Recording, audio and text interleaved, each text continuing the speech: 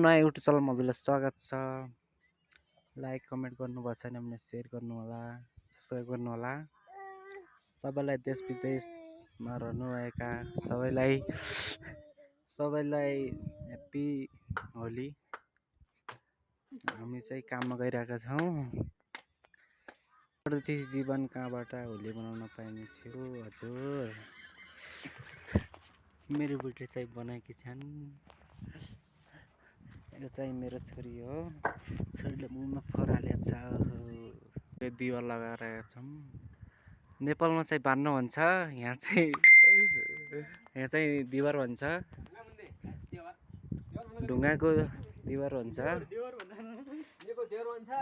दाइ